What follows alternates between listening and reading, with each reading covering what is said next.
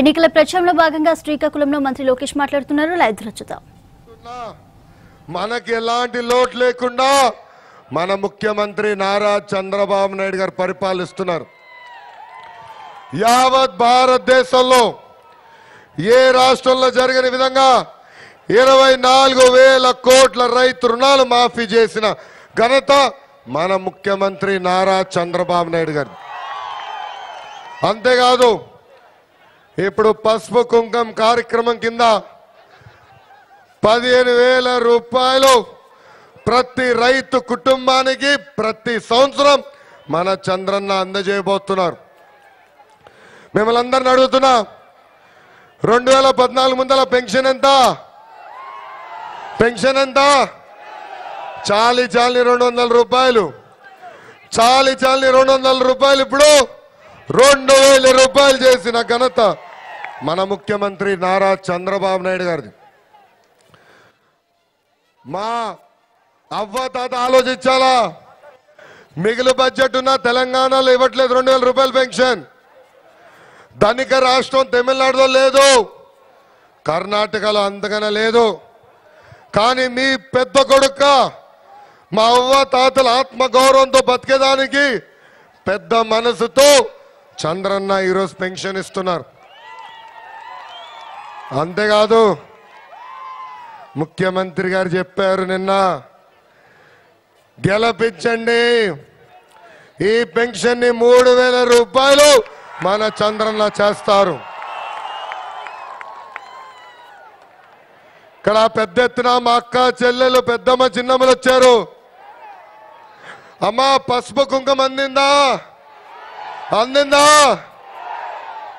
మొదటి దశలో 10,000 రూపాయలు, రెండో దశలో ఇప్పటికి 6,000 రూపాయలు మీ అకౌంట్లో వేశారు చంద్రన్న. ఏప్రిల్ 5వ తారీఖు నాడు ఇంకొక 4,000 రూపాయలు మా అక్క చెల్లెలు పెద్దమ్మ చిన్నమ్మలకి చంద్రన్న ఇవ్వబోతున్నారు. ప్రతిపక్ష పార్టీకి చెందిన నాయకులు అన్నారు రెండో చెక్కు చెల్లదని. ఏమా రెండో చెక్ చెల్లిందా? అందుకే ఒక్కసారి మనందరం ఆలోచించాలా, ఇచ్చిన మాట నిలబెట్టుకున్న వ్యక్తికి గెలిపిస్తామా, లేదంటే మాటలు చెప్పిన వ్యక్తిని గెలిపిస్తామా? పసుపు కుంకం అందించిన వ్యక్తిని గెలిపిస్తామా, లేదంటే పసుపు కుంకం చెరిపేసిన వ్యక్తిని గెలిపిస్తామని ఒక్కసారి మనది. ఆయన మనకి రిటర్న్ గిఫ్ట్ ఇస్తాడంట. 1,000 కోట్ల రూపాయలు పంపించాడు వైకాపా నాయకులకి. అంతేకాదు టిఆర్ఎస్ ప్రచార రథాలు రంగులు మార్చారు కానీ సీట్ కవర్లు మార్చలా. అదే గులాబీ రంగు సీట్ కవర్లు, అదే అంబాసిడర్ కార్. ఎంత అన్యాయం అండి ఇది.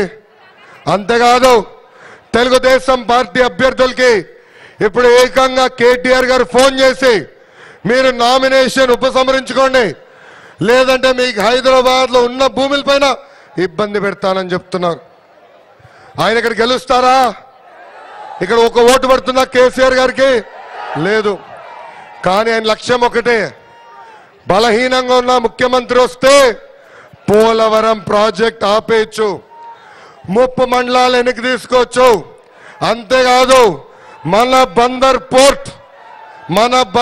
పోర్ట్ ఈరోజు తెలంగాణ ప్రభుత్వం టేక్ ఓవర్ చేసేందుకు ప్రయత్నిస్తుంది. మన బందర్ పోర్ట్ కి తెలంగాణ వాళ్ళకి ఉద్యోగాలు కల్పించడానికి కేసీఆర్ గారు ప్రయత్నిస్తున్నారు. ఇది అవునిస్తామా? ఇది రానిస్తామా? ఈరోజు జగన్మోహన్ రెడ్డి గారు ఊరూరు తిరుగుతూ ఒక ఫ్యాన్ పట్టుకుంటున్నాడు. కానీ మీరు చూపించి అలా ఫ్యాన్ తిరగదు. ఎందుకంటే ఆ స్విచ్ ఢిల్లీలో ఉంది. మోడీ గారు స్విచ్ చేస్తేనే ఫ్యాన్ కరెంట్ వచ్చేది. మన ఫ్యాన్ స్పీడ్ పెంచడానికి రెగ్యులేటర్ ఉంటుంది కదా, అది కేసీఆర్ గారి చేతుల్లో ఉంది. కేసీఆర్ గారు స్పీడ్ పెంచితే ఆ ఫ్యాన్ తిరిగే పరిస్థితి. ఇది ఆంధ్రుల ఆత్మగౌరవానికి సంబంధించిన విషయం. ఇక్కడున్న వైకాపా కార్యకర్తలు అడుగుతున్నా, అయ్యా మీకు సిగ్గుసారం ఉంటే, దమ్ము ధైర్యం ఉంటే మీ నాయకుడిని నిలదీయండి.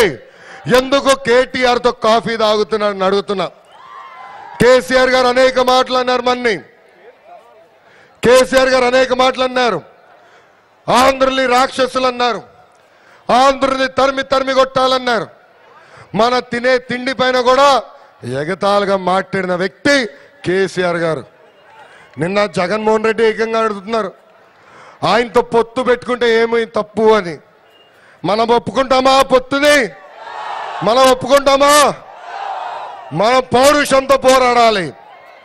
ఇలాంటి దొంగల్ని తిప్పి కొట్టాల్సిన బాధ్యత మనందరి పైన ఉంది.